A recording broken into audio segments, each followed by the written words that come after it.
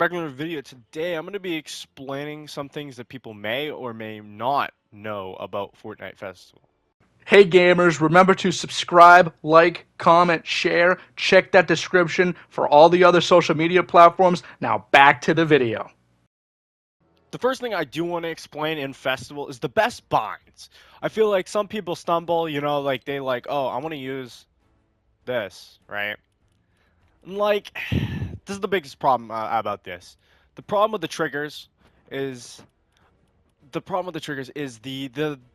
what do you call it? The analog. The analog, when you hit a trigger, it takes a minute until it inputs, right? It takes a bit, right? It's like with the gun. The point of a trigger on a controller is when you pull the trigger, it's like a gun, right? You're shooting a gun. It was made for shooters like that. But Festival, you're trying to hit a note at the exact same time, right, as it pops up on the screen, of course, right as it hits the line. So once you see that note and you hit the note, it's a little bit delayed. It's not too bad, but it's a little bit delayed to where it's going to be harder and harder to hit perfects on the at least if you just use the basic one, L2 and then R2. You're kind of screwed. The bumpers are fine. I think the bumpers are fine. Those are just normal ass buttons, right? But personally, if you want to get good at this game, you do not want to use these. You do not. If you want to get good at Festival, this is the worst way to. I personally think those triggers are just not a good idea. No, do not use the triggers as a button. This is my current. Oh wait, well it reset. But there's this right here. Whoops. That right there is my current setup for Fest. It looks very similar. If you have seen MD Curtis play the game, you've seen some of his FCs. It's the exact same thing. The reason being is left and up, they're very close together. Left and up are really close. And this matters with drums. Drums are very, very fast paced, and certain hits would suck if you have to hit a left and then jump over to a right? But if it's an up, then it's quicker. It's so much easier. Sometimes you can slide your finger across it. You probably don't want to because you can get a strike like that, right? But if you do hit boom, boom, you can go back and forth fairly quickly. The reason overdrive is right bumper, just like I said, the trigger's analog, right? So you don't want the trigger. It takes a minute, right? With it being right bumper, it's just a button press. So boom, you hit it, boom, you instantly have overdrive. You don't have to like hold it down, right? It's just a quick hit and boom, you have overdrive activated. So I do want to explain that. These personally for me are the best binds. MD Curtis uses these. The reason he uses these is, like I said, with the bumper there. But if you have played either Lego Rock Band or Rock Band Unplugged, these are basically the exact same fucking binds in the game. Except Square. Square is a new lane. They've added 5 lanes. And on Rock Band Unplugged and Lego Rock Band, there was only 4 because some of the hits were weird. Basically, you would hit a triangle and a circle at the same time. It's not like they split down the middle. You would hit the D-pads at the same time, too. So I do just want to preference that. That's why these controls are really good. Harmonix had these basically the same controls here in the previous Rock Band games for the like the portable games. So it's very similar to that if you have played those games. So that's why I think this is the best controls. Not even just saying, oh, MD Curtis is the best player, uses controls. No, these are the best controls for me and for MD Curtis and probably for a lot of people. These just are very natural. It just works basically. It works fairly well. Track speed, a very important part of the game. This makes the notes further apart in quotations. Basically, it's the same speed, right? But the track is faster. The notes come at you faster. They're faster and quote unquote technically harder to hit, but they're not. They're not. They just are a bit spread out so the notes are easier to read when you're getting the notes. It's easier to keep rhythm. The only problem with that, we'll talk about the lift notes. Sometimes they can be a little tricky if you have not played the song once. But if you're not trying to go for sight reads every fucking song, which most people aren't, if you're not sight reading every single song, you're learning it as you go, of course. It's all muscle memory at the end of the day. The track speed, I have 2.25. 250 is a little too fast. 2.25 to me is perfect. If you're going to just jump right to 225, you're not going to have a fun time. I started at 1, of course, and I slowly ramped it up. So once you get to 125 and it feels, okay, this feels slower now, right? You're kind of like, okay, this feels slower. I feel like I'm getting used to it. Bump it up, right? 150. Oh, this is feeling slower now. Bump it up again, 175. Okay, this is feeling slower. Until you get to the point where, like, okay, 225 does feel slow for me, but I bump it up to 250. I'm like, yeah, this is too fast. I can't do this. This is way too fast. I can't keep up, right? So you figure it out, right? So you're like, okay, jump back down, boom, and that's where you plateau. That's where you stay. You don't move from there. I also want to talk about background opacity. I don't use this because I need thumbnails for the FCs and all that to put them on there, right? But this can blacken out the background of the screen so you don't see all the flashing lights when you go into the game. I just want to mention that because, you know, the lights sometimes are sensitive. They just fucking beam you with fucking colorful ass lights. It's really annoying. I won't lie, but you know, I need that to be all the way off so I can get some thumbnails. But hey, for you, if you're just trying to play the game and you don't care about them jumping up and down fucking 300 times per song, then yeah, I would bump that all the way up to 100 and play like that. It probably makes it 10 times easier to play.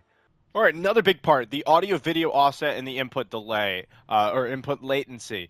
These I keep at 0. MD Curtis is the same thing, but currently I'm playing on PS5.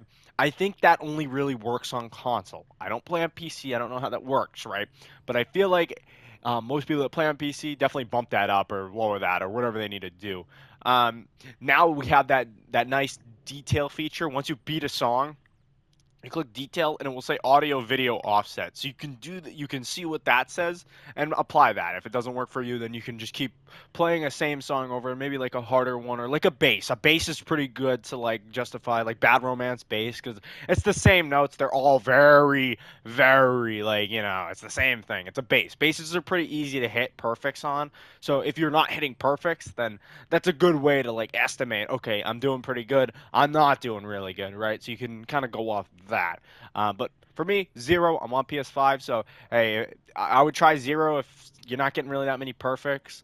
Then yeah, maybe focus on the bases and figure out like what the best for you is. But 0 has been working for me really fucking well, so I'm not complaining with the audio video and the input latency there. Another good thing that's pretty good to know is if you pretend you queue up a bunch of songs, then you queue up like something at the bottom of the list, right? And then you're like, oh, but queue that, right? And then you're like, queue that, and you're like, oh fuck, I don't want to go all the way to the top of the list to get rid of all the good girls go to hell, right? You can just swipe right over and just remove it. And you could like, oh, I don't want to get rid of I want to get rid of maps, right? But it's all the way up there. I don't want to go all the way up there. I want to queue blinding lights. I don't want to go all the way up, remove it, and then come back down to blinding lights. You can remove it and then add blinding lights. Um, you can't really like move blinding lights on. Oh, I want to move it to the top of the set. Like, you can't really do that. You'd have to remove everything and then go back and find them and search them up and all that. But you know, it's just nice to know that you can do that and just remove stuff like at a whim, basically, which is really nice to know. So with hitting perfects and hitting perfect lift notes, you're gonna want to realize that right here, I'm missing these notes. I'm still hitting them. I'm still getting notes, but they're not perfect, right? So once you hit a note, you can see the little sparkle come out. That's when you know you get a perfect hit, right? If you don't, you get just like a normal hit. You're just getting normal hits, right? But when you see that little sparkle hit, that's a perfect. You can also see in the left, it does say perfect. You see that gold perfect though? That's a perfect hit.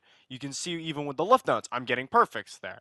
You know, it's all about timing with the lift note. You go up, down, up, down. It's all about timing. Lift notes are not hard. Do not hit them as normal notes. Your fingers will hurt by the end of the song, but you just want to realize they're fairly easy to hit. They're not that hard. Some of them are more spaced out. This is a Bad Romance bass, so you know it's not that crazy compared to some other lift notes that are a little more spread out or a little more annoying. But even with the little bit spread out ones, like some of the drum ones or something, they're still easy to hit. It's literally just down, up. You just time it. It's not hard. Just muscle memory will take over, and you should be able to hit these. You know, don't panic. It's not the end of the world with these hits.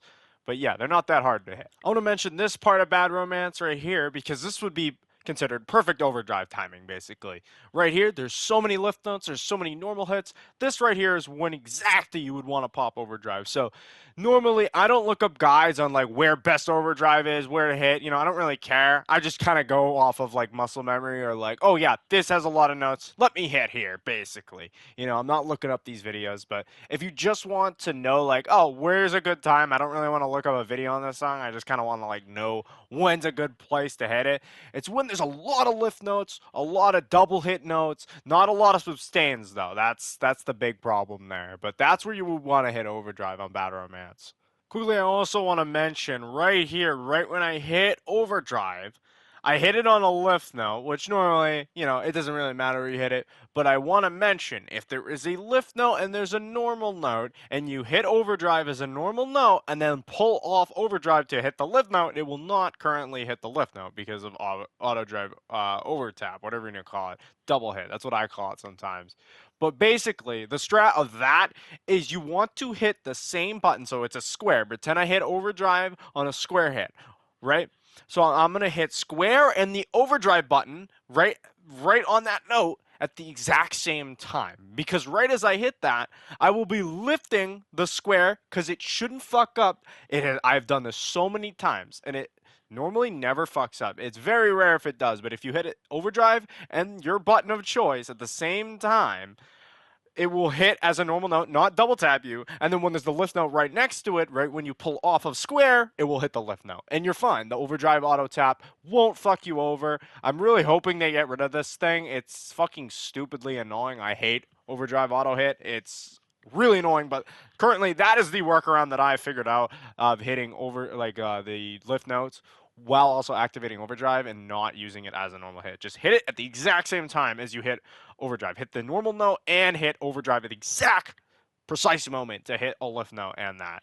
Even if it's not a lift note, I personally would do that normally just to get the habit of doing that until they remove that, of course. Here's a quick example of Don't Fear the Reaper drums of a little bit more spread out lift notes, but I'm still hitting perfects because I'm hitting them as lift notes. I'm pulling off, boom, pull off, boom, pull off, boom, right? Those are lift notes that I am hitting perfects on. It is possible to hit perfects on lift notes. They're not that hard to hit. Do not hit them as normal notes. I'm using them actually how they're intended to be used. It makes it so your fingers aren't as tired while hitting these harder and difficult songs. This is a pretty easy part of Don't Fear, but I'm just giving it as an example. It's not that hard. Lift notes aren't that complicated. They're fairly easy. They're pretty simplistic. Just use them as normal lift notes. They're not that hard to hit. One really hard part in this game currently, for drums at least, is these things, drum rolls. The drum rolls are pretty difficult. You kind of have to go back and forth, back and forth. Mainly it's up square, it's always that. But with Don't Fear, it's the hardest drum roll in the game. The hardest drum roll basically is up square, and then you keep going back and forth, and you hit like a circle or a triangle or something else. But then it slows up, speeds up, slows up. The best way to hit these is kind of like pace your tempo with these. I would say practice like Mr. Brightside. Mr. Brightside is the one that like taught me how to hit drum rolls. That long one at the end was really useful. But the best way to hit these is, for me at least, I pull my controller up. Right? I pull it up and I use it like what people do in Tetris. If you have seen people do like really hard Tetris, they kind of teeter totter their controller back and forth. Which, while I was watching a video about that, I'm like, yeah, this is kind of interesting. I took that practice and used that for hitting drum rolls. So basically, you teeter totter the controller up square, up square, up square, and just keep going back and teeter totter it. So your fingers don't hurt that much. And longer drum rolls like Mr. Brightside or Don't Fear, it's just easier to hit because you're not using your thumbs. You're using your whole palm of your hand to move the controller back and forth to hit these easier. It works really easy for me. I don't know if it's going to work for you, but I've hit every single song, every drum roll in this game by doing that, basically. It is really useful. I've tried normally hitting it because I'm like, oh, maybe I can do it now, but no. That's what saves me a lot while hitting these complex drum rolls. It works so well. So yeah, just try doing that. It might work, it might not. You might find a different way to do it. But currently, picking up the controller and using it as like a teeter-totter back and forth squares, square up, square up, square up, and then triangles, circle, you know what I mean? It just works fairly easy for me to hit these drum rolls. So I want to also mention at your score multiplier level, right there, as you see, as I lose my score multiplier, there was a crown. That crown means currently you have a full FC. You have an FC or a flawless, whatever you want to call it. It's called flawless in this game. I like FC. But right as You lose that, you lose the crown, you don't have it anymore, right? It's a nice visual cue to know, like, oh, did I mess that up, but you just didn't realize, you didn't process that. So you can quickly look down at your score multiplier and see if the crown is still there or not. And if it's not, then you fucked up your FC. You got to redo the song. But if it's still there, then you're golden. You're still going, right? You still have the FC. So it's nice to know if you still have it or not, to make sure if you're trying to go for the FCs or not. Another quick thing I want to mention is pretend you're going for the FC, right? And you fuck up right there, right? So I'm like, ah, shit, right? So you click touchpad, at least on the PlayStation 5 controller, you can exit back to stage, and then boom, right there, you search up the song. You don't need to put the full thing in, right? So I just put DON for Don't Fear, right? Don't Fear the Reaper. It's right there. So if you're trying to find, like, let's say, Feel Good Inc., right? Just put Feel, boom, it's right there. Or Inc. or something, and just a short abbreviation version of it, or even the band name, like half of a band name, or like when I do I'll put Ken for Kendrick, right? It's pretty straightforward there, and then you're right back into the song right there. One thing I also want to mention here is don't worry about the gameplay. This 8-bit beat run kind of sucked, but it doesn't matter.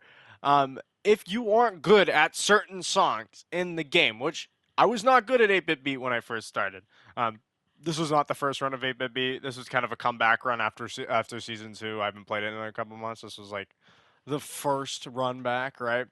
So basically, if you're not familiar or you don't know, you're like, oh man, I don't know how to do this. I don't know how I'm going to hit this. I have no idea. So pretend you just play through it. You know, you've taught all the tips I've taught you.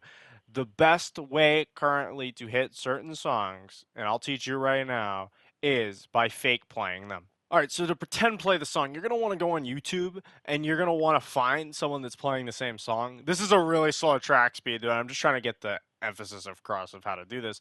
But you would want to either slow it down, you know, keep it the normal speed, and practice along with the video. Pretend you're playing with a disconnected controller or whatever you're using to play the game, right? And just follow along. The beat Vogue is not that hard. It really isn't. After you break it down, this is how I break it down. You go left to right. So I would only focus on hitting anything that was on the D-pad. So left and up. It's fairly easy. It's just up or left, left there, up, left, left, and then you would do a whole run just on the left side, and then you go to the right, and then you're like, okay, so it's a staircase, square, triangle, circle, square, and then this is a little break here, circle, right? And then it goes back to a staircase, square, triangle, circle, and then you put that all together and just keep replaying it over and over and over until you figure it out. And then eventually your muscle memory will kick right in and be like, oh, I can do this. I can hit this. I know how to do that. And you just do it. You just fucking hit it. That's how it works. It might not work for you. It works for me. Muscle memory, just keep replaying it because currently there's no fucking practice mode. There's no practice mode, so you can't do this in the actual game. So the only practice mode we have is go find a YouTube video, slow it down, keep it the normal speed, and just practice like that. That's the only way we can currently do it, but it's the only way I have seen fucking 8-bit beat. So, you know, it works. It definitely does. Other than that, I think that's really about it for the guide on how to be decent at festival tips and tricks and how to just be good at the game, really, how to hit perfects and all that. I think that's really about it, really. There's nothing else that I can think of off the top of my head. If there's anything else you would want to know more about the game, if there's other like hit window stuff, I don't really know the hit window, but I just know how to play the game, how to hit pretty good perfects, when to hit overdrive, all that. And just a little bit more advanced stuff like the YouTube method, because currently the practice mode is not in the game. There should be a fucking practice mode. I'm really mad. There's no practice mode, but you overdab, you overcome this shit by looking at a YouTube video from someone that already has FC'd the song, right? It's the only way, really. It's just to figure out what works for you and what doesn't. But yeah, this all works for me. It works really well. How I get all my FCs basically. And yeah, other than that, if you want to know any more, I'll definitely make a second video. I know this video was a little long, but there's a lot to cover in this game. There's a lot to meets the eye basically. But yeah, other than that, that's really about it. See you.